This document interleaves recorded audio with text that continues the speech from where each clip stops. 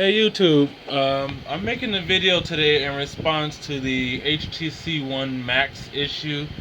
A lot of people were really trying to figure out how to get the LTE working, and I've been doing a lot of digging online, and I found a way to do it. There is a video that is on YouTube, but all he talks about is his phone on LTE and telling you how to do it verbally. But I found the actual way to do it, so you really don't need to flash any crazy international radio or unlocked radio for this thing. Um, I'm using a ROM. It's called the. Let me see. What's the name of that ROM? I'm using a new Sense 6 ROM, Lollipop, and I have the HTC One Max Verizon variant, and it's running T-Mobile. It's unlocked. Um, and I found the best way to get the LTE to actually work. I wish I can show you, but I'm actually using the phone as the camera, so I really can't show. But I can probably post some screenshots of it in LTE on T-Mobile, and you don't need to flash any crazy crap radio. But you do need to be rooted in order to do this, as you'll need to be modifying build prop. Now the list I'm gonna show you, all the credit goes to the person. His name is, in fact, you might be able to see it. Let me see here. There's the person who came up with this. Barry George 001 001. I'll give it all credit to him. He's the one who did this. All I did was look Google search on how to get LTE. The video that's on YouTube ain't worth a shit. So the easiest way to do this, so once you have a phone that's like rooted, I don't know anything about an S off. Mine is already S off in bootloader, but I don't think that has something to do with it. But what I did, I followed this guy's guide, as you can see here. There. Now what you need to do is go to your build prop settings and add these lines here. What I'm gonna do, I'm gonna make a copy of this post and put it in the description. That way you don't have to be trying to pause the video to see it. But what you have to do is, in my build prop, I didn't have any of 6 of these settings on here. I had to add them all manually. So when you put it there, it'll once you set it there, make sure you save the build prop and close the editor. After that, exit from the editor and go to your system folder here.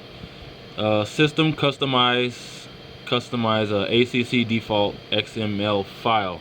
That's in the system folder. When you should have like a root explorer or something to reach it. So that's what I mean. You need to have root in order to reach this. I doubt on a regular ROM you probably won't be able to get to it. But once you follow the steps really clearly, open the file and look for the SKU ID on the phone. It's somewhere in that file. The file's kind of long. It took me about 30 minutes to look it up. I was going through it slowly so it wouldn't mess up anything. Once you find the SKU ID, mine had 13. I got rid of it and put the T-Mobile 11. That's right there next to those arrows right there. Make sure you put 11 in that area instead of the 13, and exit out of the edit part of the XML file, and it'll ask you to save. Hit yes, so it'll save it. After that, you need to reboot your phone completely, turn it off, turn it back on, and all of a sudden I noticed this little trick gave me full bars. Like literally my phone's bars are loaded, and it was showing 4G for now. That's after you do the reboot. It was showing 4G and literally full bars, like literally. A lot of Verizon phones have these 2 bars or something. I don't know what's up with those, but this little trick actually fixed it. And the last step you need to do after you reboot your phone is go to your dialer. It's on the bottom right here.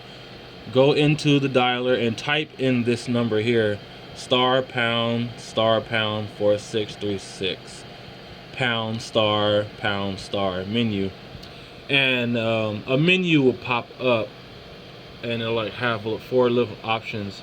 You push the one on the top, and it'll show this little, this little status thing all on the phone.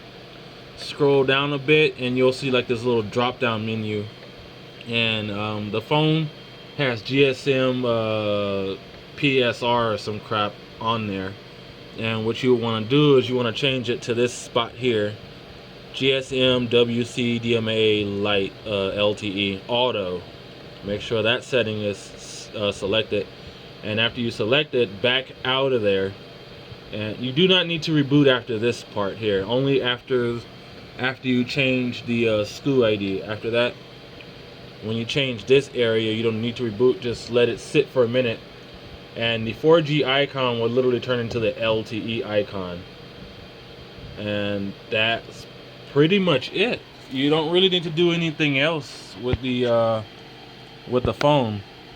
So let me know, comment, rate, and subscribe on the video, and let me know if it worked for you. But make sure you follow these directions to the T.